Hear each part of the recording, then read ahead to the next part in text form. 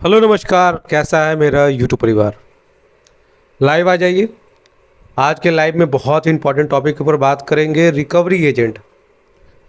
मैंने आम तौर पे देखा है बहुत सारे लोगों को कि वो लोग लोन जब नहीं पे कर पाते हैं तो उनका सबसे पहला कंसर्न होता है रिकवरी एजेंट कि सर चलिए टाइम तो मिल जाएगा, हम लोन सेटलमेंट करा लें या ईएमआई कुछ दिनों के बाद दें, पर रिकवरी एजेंट का क्या करें।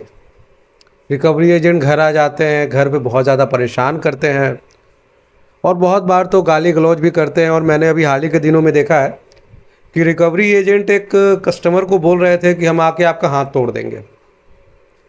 इस तरह की घटनाएं आमतौर पे देखने को मिलती है जहां पे रिकवरी एजेंट अपने लिमिट को क्रॉस कर जाते हैं और वो कहीं ना कहीं इस चक्कर में ये भूल जाते हैं कि रिकवरी एजेंट पे कमर कसा जा चुका है। रिकवरी एजेंट भी अगर इस तरह से मूव कर रहे हैं आने वाले दिनों में भी अब उनको भी जेल जाना पड़ सकता है। और सबसे ज़रूरी चीज़, आरबीआई ने रिकवरी एजेंट पे पाबंदी लगा दी है। रिकवरी एजेंट अब घर नहीं जा सकते। रिकवरी एजेंट अगर घर जा रहे हैं ये तभी संभव है जब कस्टमर उनको बुला रहा है। जब कस्टमर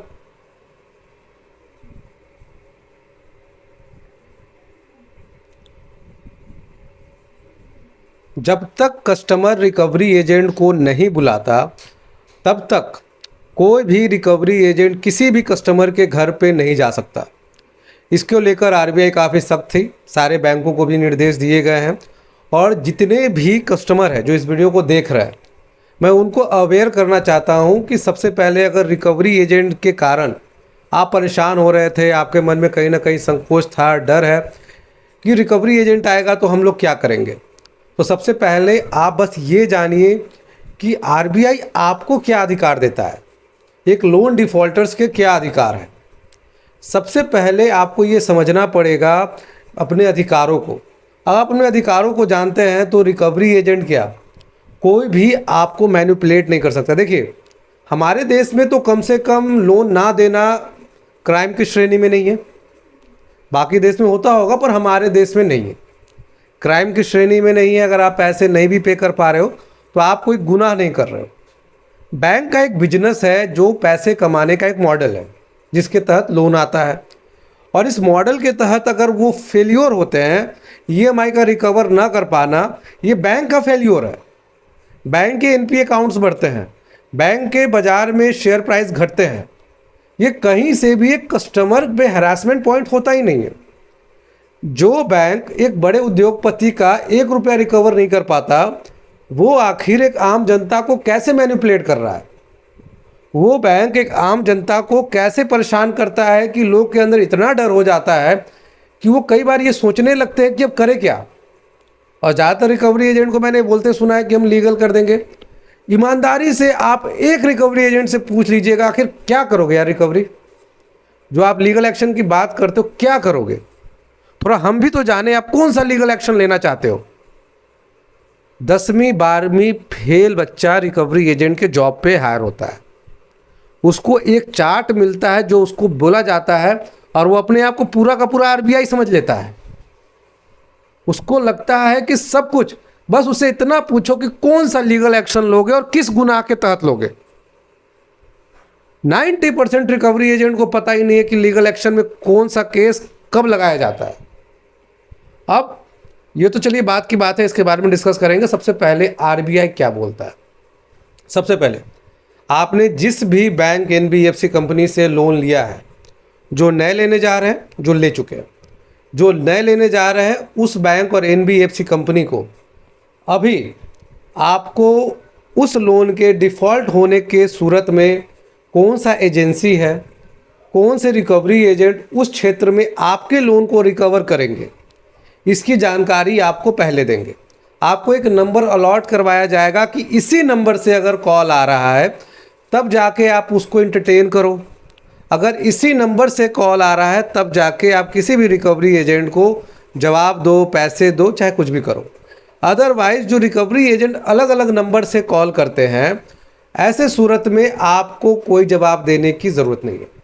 अगर कोई भी बैंक एनबीएफसी कंपनी आपको किसी भी अननोन नंबर से कॉल करके गाली गलौज कर रहा है, आपको किसी भी तरह से प्रताड़ित कर रहा है और आपको लग रहा है कि ये गलत हो रहा है, तो सबसे पहले अगर मारने पीटने की धमकी दे रहा है तो उनके खिलाफ आप पर्चा दायर करवा सकते हो, उनके खिलाफ FIR कर सकते हो।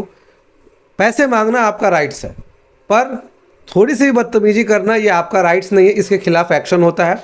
और ये एक्शन सिर्फ रिकवरी एजेंट पे नहीं होगा, ये एक्शन पे पूरे प्रोसीजर है। मैं पूरे प्रोसीजर को समझाता हूँ।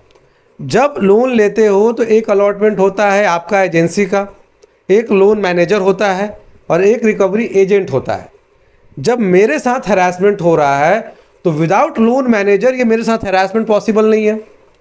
तो सबसे पहले काम क्या करें कि अगर आपके साथ हैरेसमेंट हो रहा है और आपको लगता है कि लीगली हैरेसमेंट हो रहा है, तो सबसे पहले RBI कहता है कि RBI के ऑफिशियल पोर्टल पे जाइए, उस बैंक का नाम, उस लोन मैनेजर का नाम, उस एजेंसी का नाम और ख़ास करके उस रिकवरी एजेंट का नाम वहाँ पे फीड कीजिए। यहाँ पर लोन मैनेजर सस्पेंड होगा, एजेंसी का लाइसेंस चला जाएगा और उस रिकवरी एजेंट को जीवन में कभी भी कोई भी रिकवरी एजेंसी को जॉब नहीं देगा। कभी भी संभव ही नहीं है कि उस रिकवरी एजेंट को कहीं पे भी जॉब मिल जाए।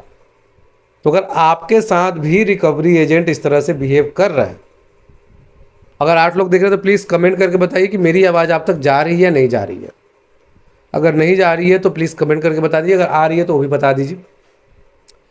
तो ऐसे केसेस में आप रिकवरी एजेंट पे, और रिकवरी एजेंट आपके घर तभी आ सकता है जब आप उसको बोल रहे हो कि हम आपको EMI पे करेंगे, आप घर आओ। अदरवाइज कोई भी रिकवरी एजेंट आपको घर पे आके परेशान कर रहा है तो उनके खिलाफ RBI में सीधे कंप्लेन रजिस्टर होगा। कैसे कंप्लेन करना है, कहाँ कंप्लेन करना है, इसके बारे में पूरी जानकारी हम आपको देंगे। स्क्रीन पे WhatsApp नंबर आ रहा होगा, पूरे अच्छे से समझाएंगे कि कैसे आप उनके खिलाफ कंप्लेन रजिस्टर कर सकते हो। और जितने भी लोन प्रोवाइडिंग एप्लीकेशंस हैं, लोन प्रोवाइडिंग एप्लीकेशन अगर आपको सही जानकारी नहीं दे रहे हैं तो जब लोन लेते हो उसी समय लोन प्रोवाइडिंग एप्लीकेशन में उस रिकवरी एजेंट का भी नाम आपको अलॉट करा दिया जाएगा। अगर ये सब फैसिलिटी बैंक नहीं दे रहा है तो भी आप RBI को कंप्लेन कर सकते हो, जिसके बाद बैंक पे लीगल एक्शन होगा।